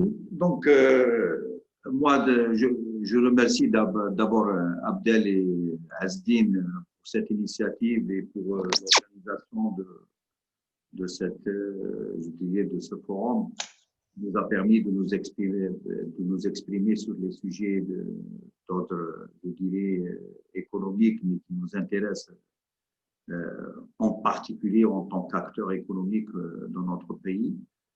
En tous les cas, on peut en parler, je dirais, des heures et des heures et ne pas terminer sur le sujet. Aujourd'hui, ce n'est pas de trouver des solutions. La solution, comme l'a dit Slim tout à l'heure, elle ne peut pas être de 2, de 3 ou 4 personnes. Elle ne peut être que avec la libération de toutes les énergies et d'une intelligence, comme il vient de le dire, de l'intelligence collective. Aujourd'hui, il faut trouver les voies et moyens pour que toutes ces énergies, de tous ces experts dont dispose l'Algérie, de tous ces ressources pour faire exploser un petit peu toutes ces opportunités qui existent dans notre pays pour sortir justement d'un pays qui compte uniquement sur la rente pétrolière vers un développement économique qui utilise l'ensemble des autres ressources qui ne sont pas utilisées à ce jour. Et la première des ressources, justement, c'est la ressource humaine, c'est-à-dire c'est la compétence. C'est mettre les compétences là où il faut qu'on puisse vraiment créer les richesses dont pas besoin dans le pays. Et c'est une fois créé des richesses en dehors du secteur des hydrocarbures qu'on peut dire aujourd'hui, plus tard, on a vraiment atteint l'objectif qu'on voulait. Mais ce n'est qu'avec la libération des énergies, des ressources humaines, de l'expertise algérienne qui existe sur le terrain et de ne pas la considérer, comme disait tout à l'heure Slim, comme, je dirais, des ennemis de la nation parce qu'ils expriment des idées, parce qu'ils expriment une position par rapport à tel ou tel problème, qu'on est vraiment mis sur le banc des accusés. Il faudrait qu'il y ait vraiment une cohésion sociale. Il faudrait que nous soyons tous engagés sur ce projet de société que nous souhaitons pour notre pays. Voilà, merci. Merci infiniment. Je vais laisser Slim pour la fin parce qu'il y a une question qui t'est posée. Reda, à toi. Donc, pour finir, d'ailleurs, je tiens à vous remercier, Asdine et toi, pour l'invitation. Je remercie aussi les auditeurs pour leur patience, parce que des fois, ça peut paraître comme étant un sujet vraiment barbant pour quelqu'un qui n'est pas initié, mais bon, j'espère que la patience dont on a fait preuve a fait passer pas mal de messages. Maintenant, concernant la quatrième question, je pense qu'elle résume tout. On pourrait faire une analyse SWOT pour trouver, concernant les freins, on fait le contraire et ça ira. Mais ce n'est pas aussi facile que ça y paraît. D'abord, je pense qu'il faut bien identifier les enjeux. Comme ça, on pourra proposer des solutions. C'est un travail collectif. C'est un travail de tout un peuple. Mais c'est vrai que les décisions politiques, parce qu'il faut revenir, parce que tout est politique, même l'économie est politique. Les décisions, vous imaginez, en moins de 20 ans de règne de Bouteflika, 1000 milliards de dollars ont disparu. C'est l'équivalent du plan Marshall qui a reconstruit toute l'Europe de l'Ouest après la Deuxième Guerre mondiale. Donc, il faut influer. C'est des projets de société, comme l'a dit M. Atmani. Il faut trouver le bon projet de société qui permettra à une économie algérienne stable, qui aura des enjeux économiques, des enjeux sociétaux et des enjeux environnementaux aussi, parce qu'on n'en parle pas assez à mon goût, qui permettra à cette Algérie enfin de trouver sa place, de retrouver, ça serait trop dire, mais de trouver sa place plutôt, dans cet espace méditerranéen et nord-africain, où le peuple pourra enfin vivre en prospérité. C'est vrai que M. Xioum a parlé des produits subventionnés. Et oui, on a des produits subventionnés qui est une aberration, mais quand on a des SMIC à moins de 100 euros par mois, parce qu'on parle maintenant, tous les Algériens vont faire le parallèle, à 18 000 dinars, celui qui touche 1 million de dinars par mois puisse se permettre un sachet de lait à 25 dinars, comme celui qui... C'est une aberration économique. Que les salaires soient relevés et que les prix soient libérés. Donc, pour finir, je pense sur cette note positive, on a déjà fait un pas. Reste maintenant à multiplier ces actions pour que cette intelligence collective puisse enfin prendre le dessus et mener le train Algérie à bon port. Merci. Merci beaucoup, Reda. Merci à toi. Souhail, à toi la parole.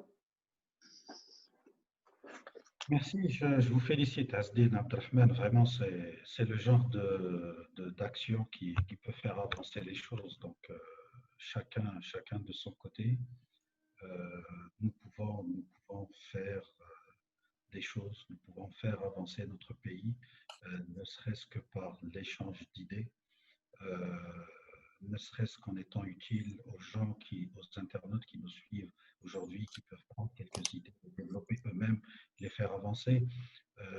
Je terminerai par une seule phrase. Un petit peu plus fort, s'il te plaît, Souhail, parce qu'on ne t'entend pas très bien.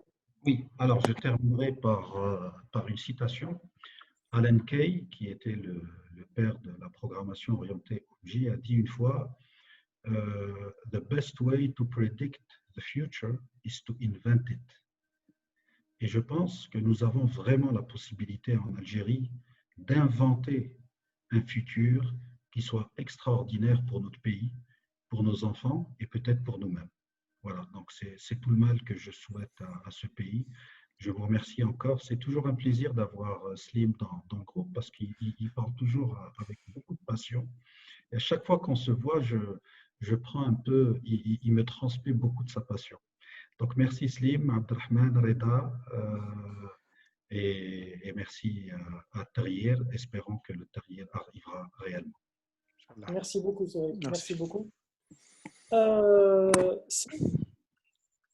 Et bon, c'est difficile après ce que vient de dire Sohail, évidemment, ça me touche, ça me flatte, mais l'ego mis à part, Sohail est un sage, contrairement à moi. Et d'ailleurs, quand vous lui avez demandé d'augmenter le volume, en fait, il parle toujours de façon très posée. Vous savez, quand on parle comme ça… Il était à fond, là, non? Là, il était à fond, oui. Et quand on parle comme ça, on passe beaucoup mieux les messages que je ne le passe moi de façon passionnée. Mais c'est pas grave. J'espère véritablement avoir communiqué toute cette passion, pas la passion pour l'Algérie, mais la passion d'entreprendre. Il faut entreprendre en Algérie parce que c'est un pays qui vaut la peine que l'on donne de sa sueur et de son sang pour y arriver. Ceux qui ont donné de leur sang l'ont déjà fait pour l'indépendance de l'Algérie. Ceux qui devaient donner de leur sueur ne l'ont pas fait complètement, certains l'ont fait, mais malheureusement, sur beaucoup de projets qui me font de la peine, quand je regarde les décisions et les choix politiques qui ont été faits sur les grands projets d'infrastructure, de ne pas avoir fait transpirer l'Algérien, mais d'avoir fait transpirer un Chinois ou un Serbe, ou un Japonais, ou un Italien pour le projet, moi, ça me touche profondément. Et quand je roulais sur l'autoroute il y a quelques jours entre Alger en direction de Tunis, je me suis dit, pourquoi l'autoroute faite par le Chinois, le tronçon d'autoroute fait par le Chinois a été fait dans les règles de l'art avec la transpiration du Chinois? Et pourquoi le tronçon d'autoroute fait par l'Algérien avec sa transpiration, il n'a pas pensé que ce serait un autre Algérien qui l'emprunterait. Donc, on revient toujours à ce sujet de changement de mentalité, de conscience professionnelle, de s'impliquer pour son pays, de donner. On peut donner. Je vous jure que l'on peut transformer l'Algérie. Vous croyez que, disons, après 64 ans, je n'ai pas la possibilité de me dire, sans être millionnaire, de me dire je vais aller vivre ailleurs. Allez, je vais aller m'installer n'importe où ailleurs. Je vais venir en Tunisie m'installer. Je vais aller au Maroc, dans des pays où j'ai plus ou moins la même culture, ou dans le sud de la France, peut-être un peu, etc. Pourquoi je ne le ferai pas? Je ne le fais pas parce que non seulement je crois en l'Algérie, mais je crois en l'Algérien. Je pense que l'Algérien est capable de se remettre sérieusement en question. La maturité est là aujourd'hui. Ce qui est arrivé avec le Hirak en est en quelque sorte la preuve. On peut en parler pendant des heures avec Reda Bodra, éventuellement s'il le veut, etc. On peut en parler des heures, mais la maturité, on y arrive. Mais il faut se dire que la société algérienne n'est pas au même niveau de maturité. Il faut l'accepter. Toutes les sociétés du monde, c'est comme ça. C'est l'élite qui tire la société. D'accord? C'est l'élite qui lui donne l'envie de se surpasser et de réaliser, justement, comme le disait Sohail, de se réinventer ou de s'inventer un futur. Et donc, on peut l'inventer ensemble. Et la solution dont… Quand l'internaute a posé la question, quelles sont les solutions? On sait, c'est toujours la même question. Mais vous parlez, vous faites le constat, on en a marre des constats. Non, il n'y a pas eu de constat. Il y a le constat du fait qu'on n'arrive pas à travailler ensemble et la solution, la seule et unique solution, c'est qu'on travaille ensemble et qu'on s'invente un futur ensemble, qu'on approuve ce futur ensemble. Et donc, effectivement, c'est un projet politique qui, de toutes les façons, doit voir le jour inéluctablement. Et je ne pense pas que ce soit une fatalité de répéter inlassablement c'est l'armée, c'est l'armée, c'est l'armée. L'armée a besoin aussi de s'inventer un futur. L'armée a besoin d'argent pour pouvoir sécuriser ce pays-là. N'oubliez pas que ce pays-là a plus de 6 000 ou 7 000 kilomètres de frontières dans des zones désertiques. Ça coûte une fortune. Il faut que le citoyen le comprenne aussi. Ça coûte une fortune de sécuriser un pays comme l'Algérie. Donc, mais on a besoin de transparence dans les dépenses et on a besoin d'une qualité de dépenses qui corresponde réellement à la construction de notre futur. On peut aller très très loin dans le débat. Merci aux organisateurs encore une fois. Le mot tahrir est parfait, mais j'aurais bien aimé voir le mot tahrir en différentes langues. Vous aurez pu l'écrire aussi dans notre langue nationale, la véritable langue berbère. L'écrire en arabe, c'est bien, ça fait partie de notre patrimoine. L'écrire en langue latine aussi, c'est très bien, ça fait partie de notre patrimoine. Vous savez, imposer à une société d'être monolingue est une façon de la déconnecter du monde. Et je pense qu'il y a bien une chose à refuser en Algérie, c'est d'aller ou de s'aventurer dans une société monolingue. Donc, parler une seule langue en Algérie, c'est une aberration. Je ne suis pas contre l'arabisation, je ne suis pas contre la mazérité, je ne suis pas contre la langue française ou la langue anglaise. Je suis pour le multilinguisme dès les premières années d'école. Donc, on ne peut pas, quand vous écrivez tahrir, vous êtes obligé de le mettre dans les 3 langues, en caractère latin, en caractère amazigh et en langue arabe. Merci beaucoup et on croit en vous et prouvez-nous que vous êtes capable. Comme ils disent dans la pub de Nike, just do it. Just do it. Merci beaucoup Slim. Donc, pour la langue tamazight, effectivement, on a pensé et c'est en cours en fait. Hein. Donc, il n'y a aucun problème.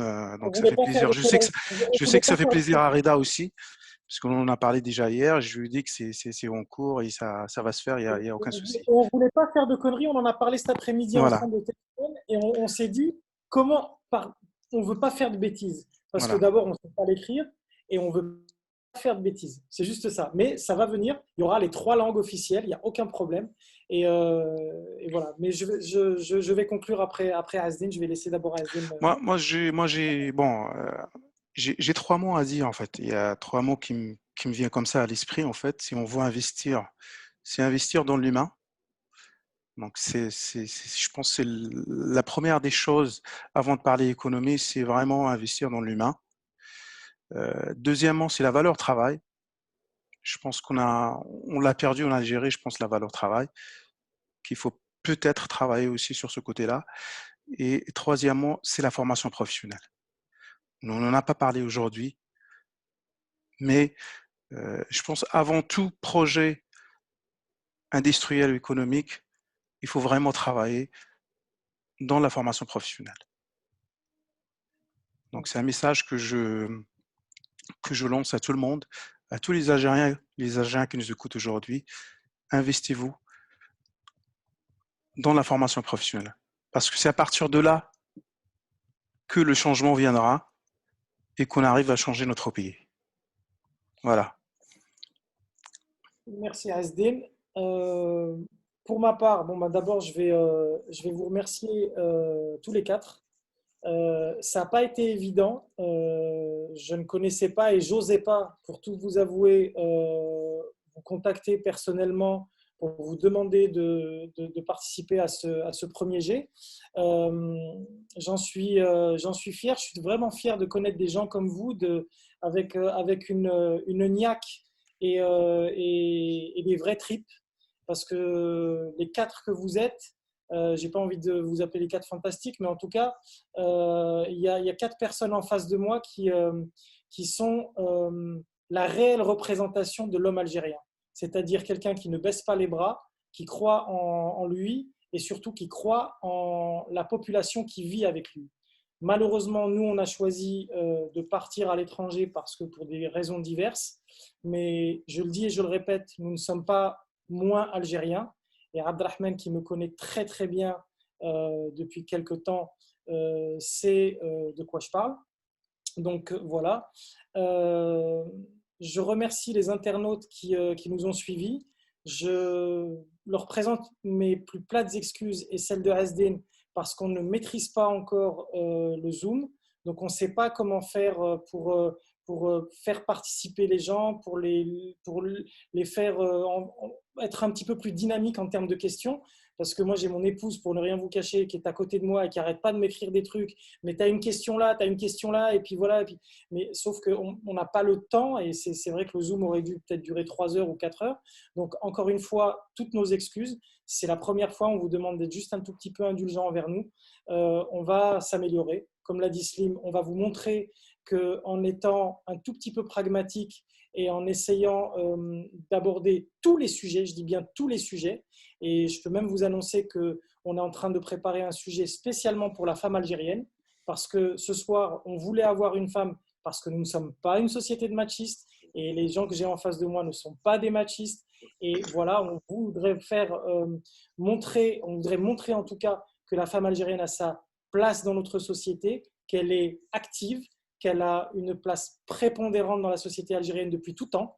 Et on pourrait parler des femmes glorieuses qui ont fait de ce pays une gloire en tout cas, et qui ont enfanté des gens comme vous. Donc voilà. Donc le prochain numéro, on essaiera de le faire sur la femme algérienne, sur l'entreprise de la femme algérienne et sur la place de la femme algérienne dans la société.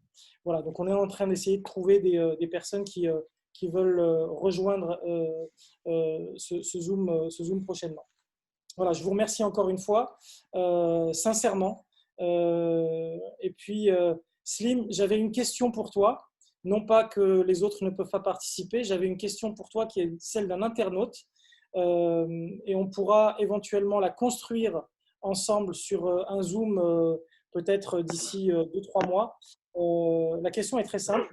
L'internaute dit: pourquoi ne pas reconstruire le patronat, le fameux FCE, sous une autre forme, avec des gens dynamiques et des réels entrepreneurs, des gens qui veulent vraiment faire avancer l'Algérie, non pas comme ceux qui étaient aux manettes de ce fameux FCE, qui a été pour moi, et ça je le dis sans vergogne, qui a été pour moi la honte du partenariat, de l'entrepreneuriat algérien. Voilà. Je ne pourrais pas complètement lui répondre parce que personnellement, je n'ai aucune ambition à porter un patronat. C'est trop compliqué dans l'état actuel du patronat. Il y a une telle hargne, il y a une telle volonté de s'accaparer justement les manettes du patronat, parce que le patronat donne accès au gouvernement et le gouvernement donne accès aux facilités justement opérationnelles pour ces chefs d'entreprise.